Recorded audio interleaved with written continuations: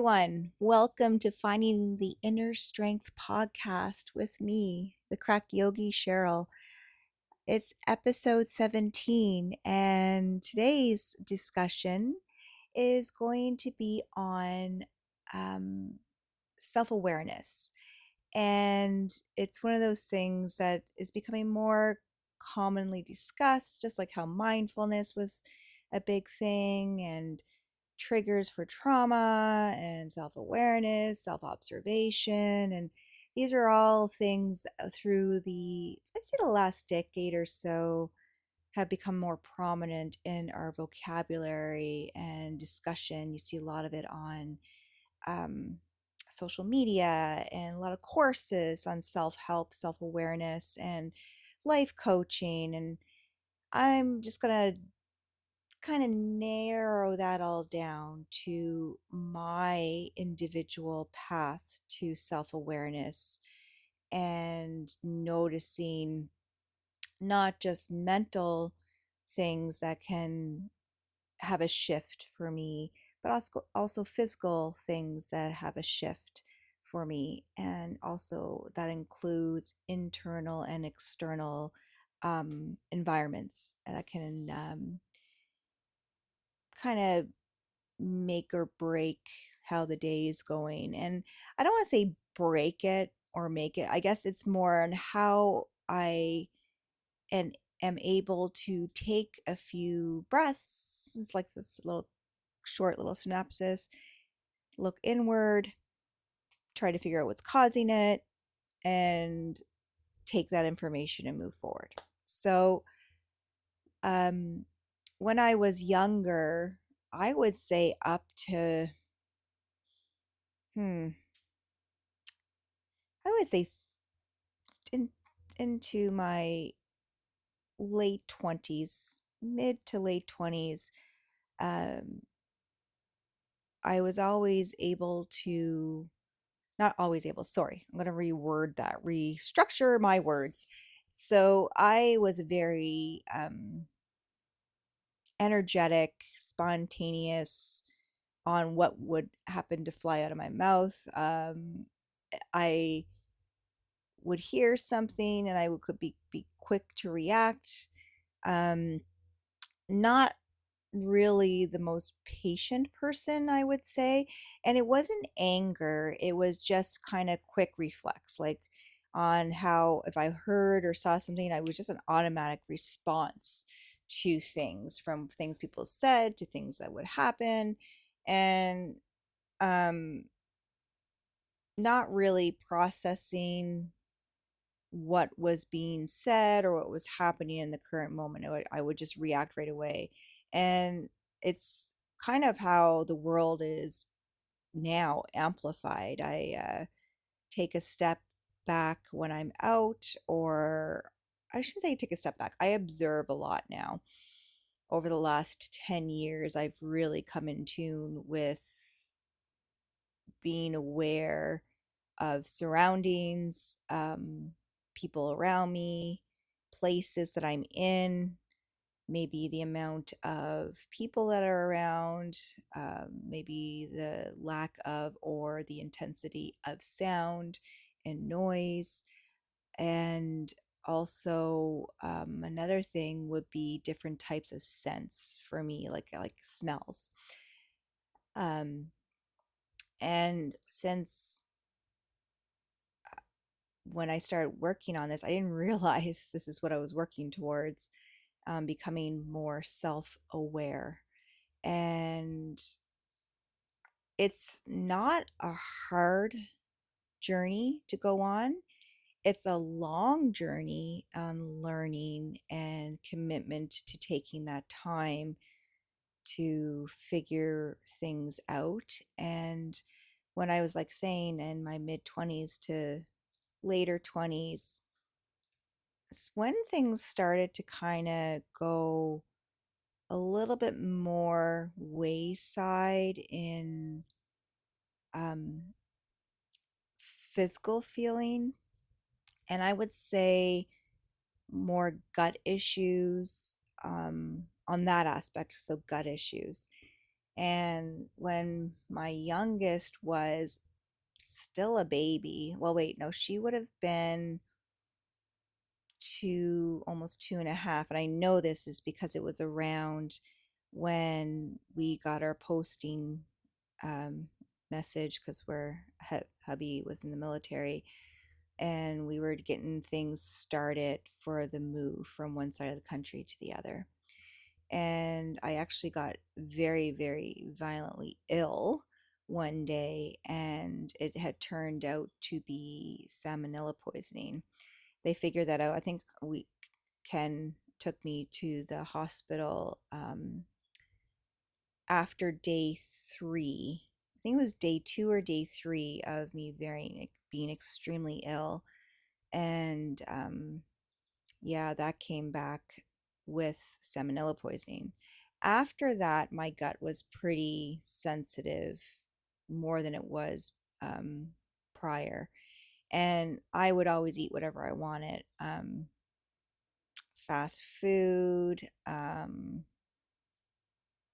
gluten, dairy, sugars. I love desserts. Just letting you know, I love desserts. And um, I know before that I would notice if I had too much gluten, and at that time that didn't even know what that word was, gluten, but more like wheats, like breads and pizzas and things like that. There were moments when my gut felt like what it was getting to after I had that incident with the salmonella poisoning. But after salmonella poisoning, it was intensified. So I had that issue. Um, I've always been a migraine sufferer. So it was kind of that trying to figure out, I'd say after that too, um, what what could be possible triggers of my migraines, but I wasn't really diving in, like really paying attention. I used to be bedridden with my migraines, and there'd be times where I can remember being pregnant with my first, and I didn't have a migraine at all. And then I got hit not too long after having him. We went out for the day. Ken stayed back with Ty, the baby, and I was all excited because I was going to go grocery shopping, go to the mall by myself, and I got hit with a yucky, heavy migraine where I had no sight. I had to get home as quick as I could.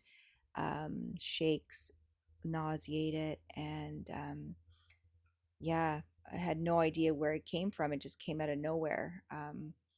And I had to get home and go to sleep right away. And so the migraines, gut issues started. So gut issues got really, really bad after the salmonella poisoning.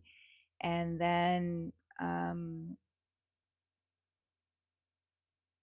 also, yeah, I would say those were the first two things. Um, and then we moved to New Brunswick, and I had such an amazing friend group in New Brunswick. Like, what a great circle of friends, ladies, that we had each other's back. It was absolutely phenomenal. I noticed I was more impatient. When I look back now to New Brunswick, I had a lot of impatience as a parent. Um, I also was stressed financially. And um, yeah, like I think when I look back then, I I would have gut issues, but nothing really standing out. I think what stands out the most for me on that time, which was around 2005 to 2009, I did drink more. I consumed alcohol more than I ever had in my lifetime. Um, and yeah, had the migraines, and the gut issues aren't really standing out fully for me at that time in New Brunswick. This is when I discovered yoga also in New Brunswick. Went to my first classes, like I've discussed in episodes before. And I noticed that that was helping me with physical ailment, like from tight IT bands and tight hips. And I was doing a lot of running then also. So I think that stands out more than gut issues. Moving forward to our move to Gibbons, Alberta, which is just north of Edmonton, Alberta. Um, that's when the gut stuff started getting even worse. That's when I noticed, okay, um, something's not right. Um, so I remember going to my family doctor there, and she she had theorized possibly or hypothesized that I could have a possible ulcer. And I remember this was just after I was in my 30s, and I was like, I looked at her and I was like, if this is what my 30s feels like, I definitely don't want to know what my 40s is going to be like. And so that would have been after the whole, uh, um, well, that's right, we're back in Gibbons, and my gut just didn't feel right, and I just felt a little off, and there was pains, and she, that's what she was thinking, and I just felt like that's not what it was. I have no degree at all in medicine, and it I can see what she was trying to figure out. Um, I also had that ablation back in 2009 in New Brunswick, and from uh, my uterus, and that was something that would at the time I wouldn't have known had possibly made a change even hormonally for myself. So gut issues, hormone issues, migraine issues. Um, and in there, I also had an injury before moving from New Brunswick to back to Alberta, of a beautiful tearing of my left ankle. And that was a time of healing, because the tear, which they thought at first was a sprain, but when we moved to Edmonton, I got that same doctor. She's like, yeah, let's take an MRI of the ankle. And instead of a sprain, it was definitely 3 torn ligaments in my left ankle. And that was 3 or 4 months after the fact of it happening. So I was already compensating physically, um, within my workouts, and that's where I tweaked my back a little bit with doing a shoulder press, tweaked my back because I was overcompensating to the right. So gut issue, migraines, um, uh, u- uterus ablation, I'm probably saying that wrong, and now physical ailment of torn ligaments in the left ankle going, and then pulling the lower right side of my back. And this would have been back in 2010 after we moved back to Alberta. So moving forward, then I got injured in a yoga class, which I talked about in a previous episode. And this is why I don't do adjustments on students, because this instructor, I assumed at the time, I wasn't a certified instructor at that point. I was more just a student. And I just assumed she knew what she was doing when she got me to move in a certain way. And I walked out of that class in an upside down letter L. So probably the strain in my lower back from the overcompensation from the left ankle now led to this further strain and sprain in the back. So moving from that, um, then if I remember correctly, I do remember falling down a set of stairs, smashing my tailbone. This is when we're now in Yellowknife, and migraines are way more frequent. And I get my yoga certification for teaching, and I'm feeling actually after that recovery with the tailbone, because I was actually bedridden or on the couch for almost a week with that one because I really smashed my tailbone, coccyx. And fast forward to moving to Cochrane, Alberta, there was no well, sorry, that's right. Then I got more information in Yellowknife about my gut because I had to have two colonoscopies. That's where the microscopic colitis diagnosis came out. I met a neurologist in Yellowknife who was from Alberta and helping with my migraines. So I was doing Botox injections, and I would probably get about 20 to 30 injections every 3 months for that. And at that point, I knew some of my triggers for migraines, which is MSG, onions, garlic, um, and I'm trying to think if there was anything else. Nothing at that point. Oh, and chocolate. Chocolate is a good one for me too, and red wine. So I try to avoid those things as much as possible. Then, when we moved to Cochrane, Alberta, um, I still kept going to my neurologist to get those injections every 3 months. And my lower back also physically, it was starting to get more sore. And my gut was doing pretty good by then because after getting the diagnoses of microscopic colitis, I mostly fully avoided gluten and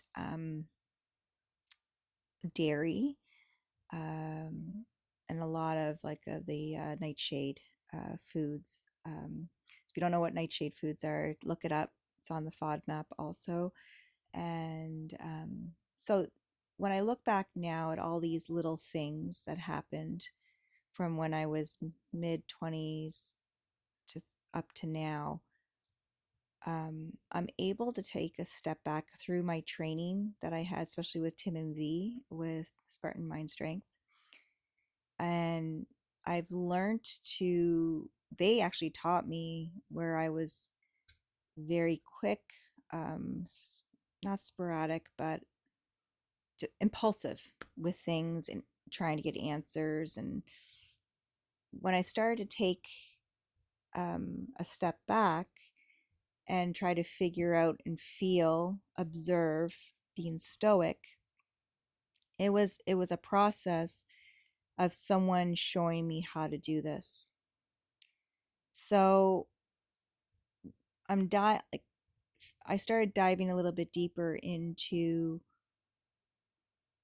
what I was doing each day that could be a reason for felt sensation, a reason for discomfort and pain, maybe a reason for feeling great. Like I would even take the days that there was nothing painful happening and just notice what steps I had taken that were different, um, to maybe why I was feeling physically or mentally better.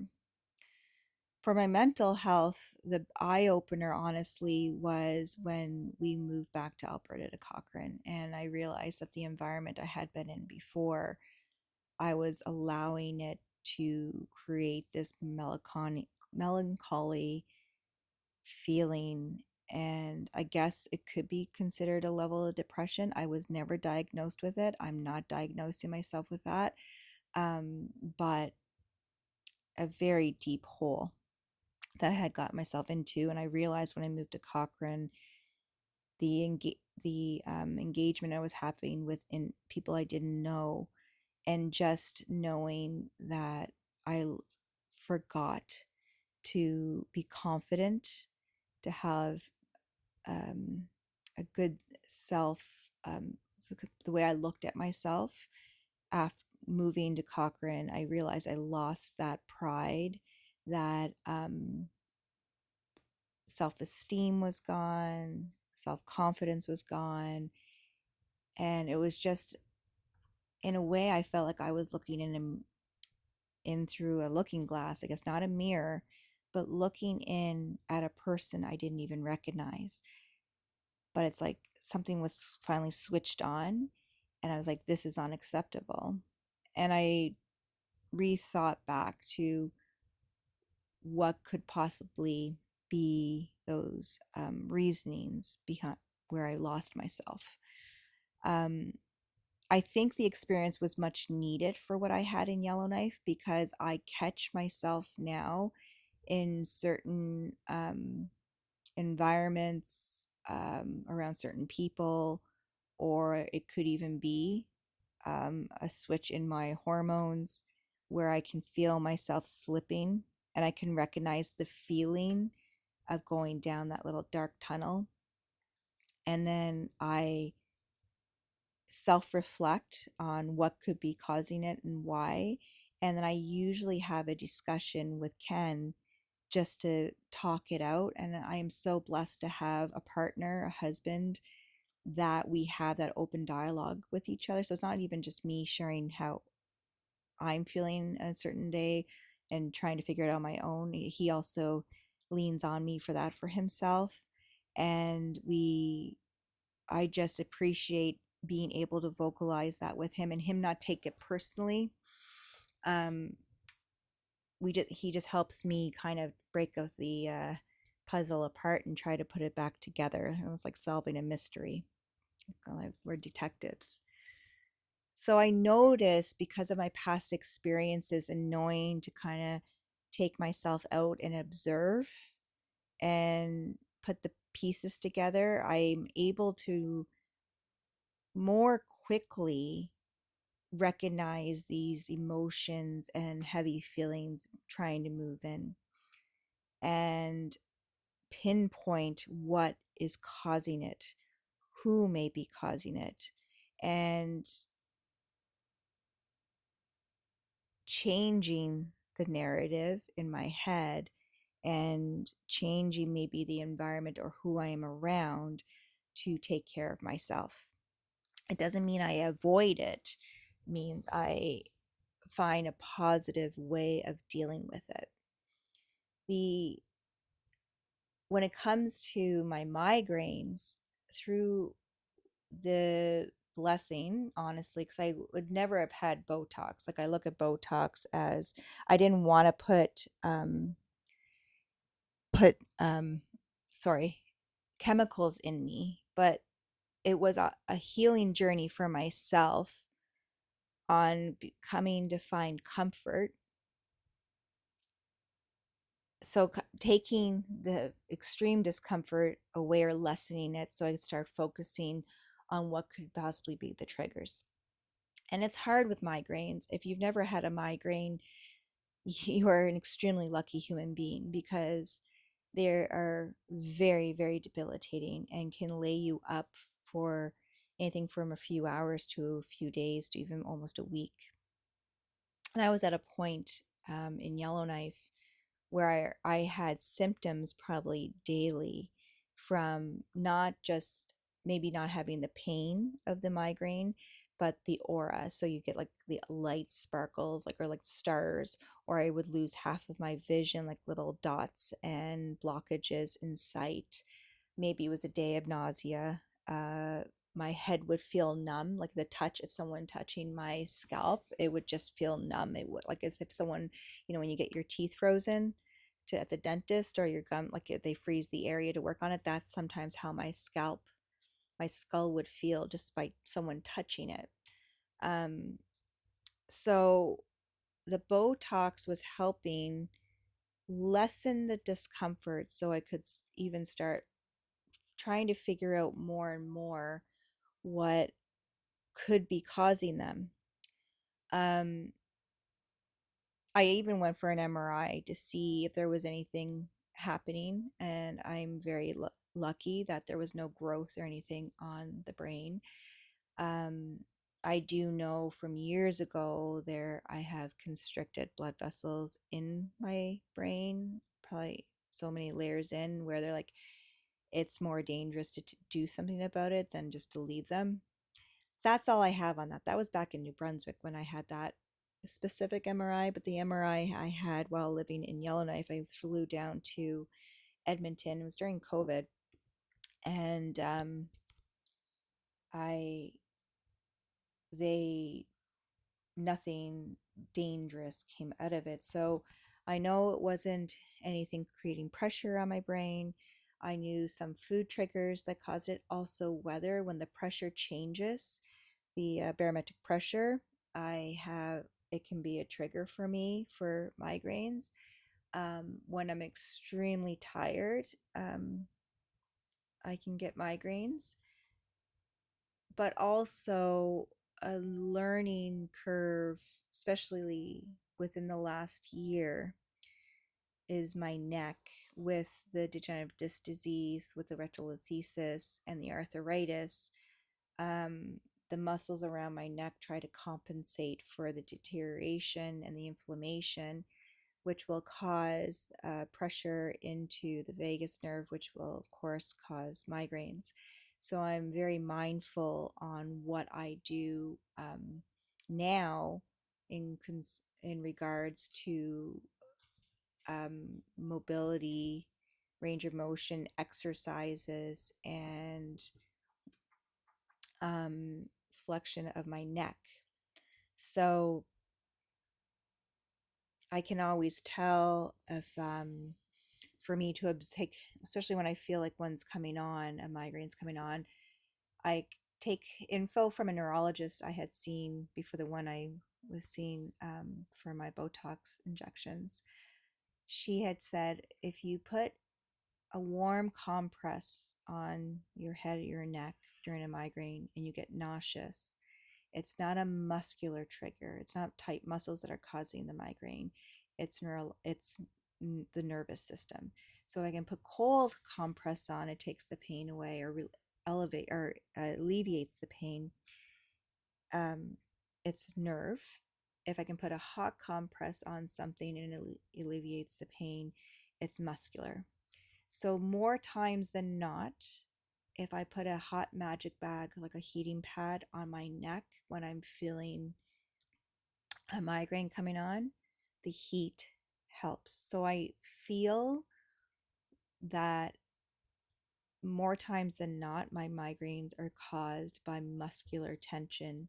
So for me, um, there was a time, even the last few years ago, I was taking anti-inflammatories every single day because I was always uncomfortable and in pain. And that's not healthy, not because it's a chemical that I'm trying to hide and mask the pain. But that's what the point was that I was at. I was just in so much discomfort for quite a long time that I just felt like I had to pop these over the counter pills. And I can say, thank goodness, I don't have dependence on them because I was able to just like, no, I'm not doing this anymore. I'll take them when it's really, really severe. Excuse me. Um, so yeah, so for the migraines, it's definitely I've learned which foods can be triggers. I can tell when I'm getting to a point of exhaustion where I need to actually listen and take a step back and sit down and rest. And then I can also figure out, with my neck, um, I've implemented almost daily somatic movements that has made a tremendous change on the amount of discomfort I have in my neck and tension in my neck. When it moving on to my lower back, um, through the last few years, it got to a point where I didn't want to do anything. I had such a fear to do things, even with my neck, actually, because knowing I had muscular issues with my neck, I was nervous to trigger a migraine. With my lower back, I'm nervous to make the pain so severe that I'm not able to do anything. And when I got the answer last year, because I'm not one to sit back and wait or just wallow in self pity all the time. Don't get me wrong, I have my days. And I remember getting that diagnosis of my lumbar spine from the degenerative disc disease, facet joint arthritis, and there's another one in there. I'm not going to open up my file, but I was so disheartened. And I remember laying on this couch that I'm sitting on right now in my RV and just crying because I felt defeated. I was 45, no, just turned 46. And I was like, if this is what it feels like at 45, 46, what's 50 going to be like? And I was able to take a moment and process. And then Ken came in and he's like, "You've got this knowledge." And it was like I was able to snap out of it again, going down that deep tunnel I was about to, self pity, lose myself and my confidence, my self esteem. I almost allowed that pain and discomfort to take over me wanting to be able to work on this and find answers. I was like at a point where I just wanted to lay there and do nothing. So physically, for my lower back, I know, observing what works for my lower back. Um, I know a morning walk is a world of a difference for my back.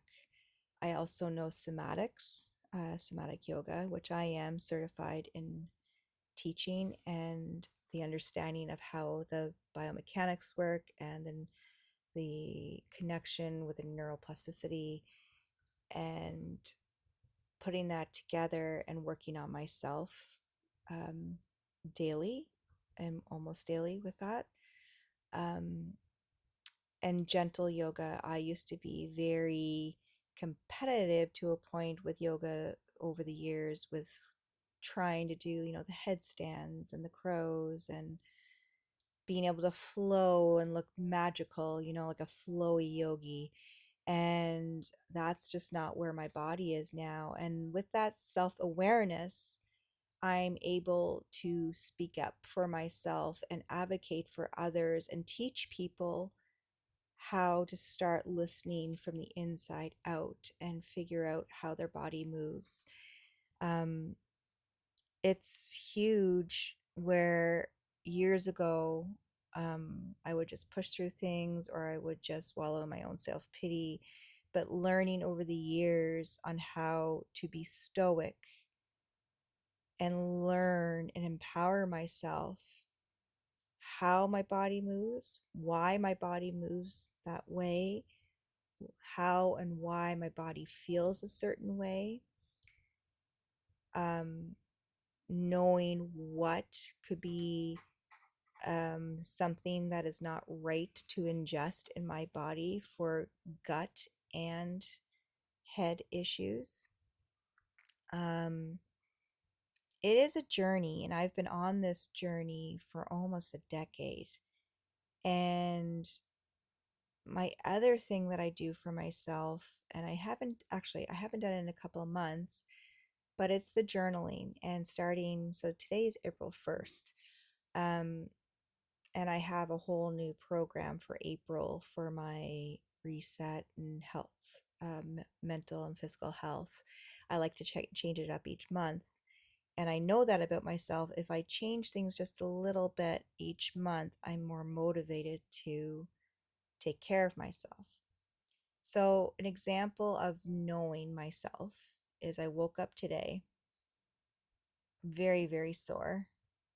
Um, Slowly got out of bed, made coffee because I love my coffee. That's probably one thing I could get rid of, but I love my coffee.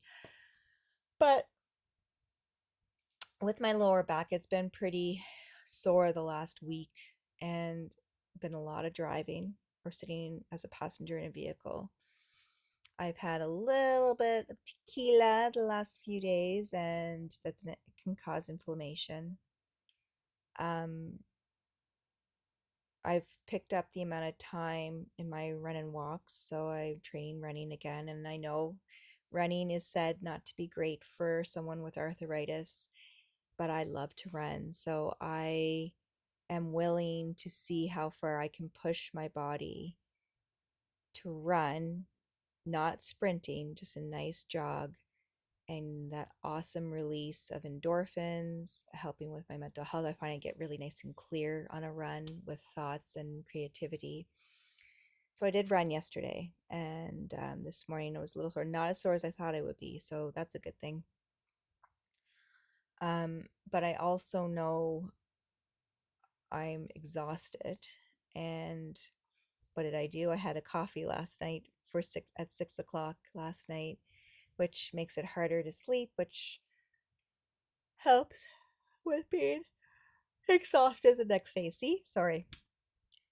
So, when it comes to my self awareness and diving into my state, mental state presently, and physical state, I am able to look back not just over a day, but I'll even try to track back through a few days, then a week, a couple weeks into a month. Also, knowing that anything I'm ingesting could take about 30 to 35 days to fully leave my system. It's not like you cleanse, then 2 days later, a day later, it's gone. We have 7 layers of tissues, and it takes about 5 days for something to go through one layer of tissue. So think of a bone. When we break a bone, it can take just over a month to heal, say 35 days. That is 35 days divided by 5 gives you 7 tissues, 7 layers. So I know sometimes if I'm not feeling great over a few weeks or whatever, but I've changed a few things and I look back in my journaling on what maybe in the last month I may have ingested or done nutritionally or intake um, for to see maybe it's still affecting my body. So that's where I am on my journey of self healing, self awareness, self observation, knowing my soma, and I know it works, and other people know it works. And if you want a little bit of guidance on that, please feel free to reach out because I know how hard and complicated it can be to even just get motivated and start it. If you want to reach out to me, you can send me an email at yogaindsmallspaces@gmail.com.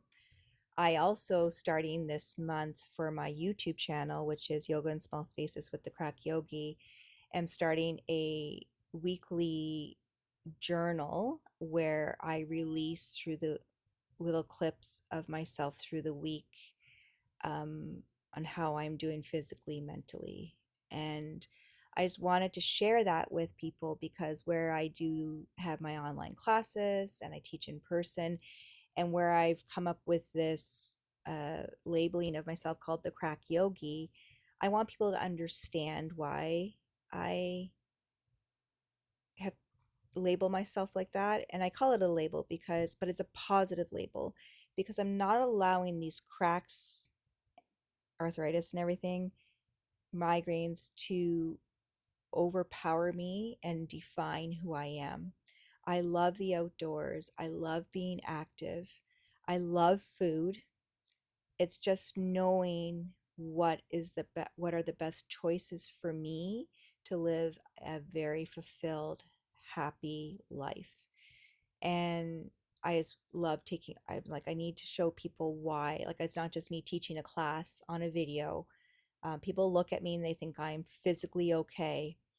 They say I look fit, but I can tell you every day I am in discomfort. I don't want to put a label on it, but I have to say that because I want to teach you that no matter what level we're at in discomfort, there is a way of helping ourselves individually and becoming aware of what could be amplifying it, what could even just be causing these things. And it's also good this on knowing this about myself, but being having that stoicism, watching everyone around me, and my empathy for people has even amplified even more because I'm able to take a step back and watch and listen and have that compassion or understanding of where that person is coming from and what they're dealing with. So there you go, just a little tidbit on my journey of my ways of becoming observant of myself. I hope this helps. I hope you've enjoyed. And until next time, have a fantastic day, fantastic week, fantastic month. Be kind to yourself and others, and you'll hear me next time. Have a great day, everybody. Bye.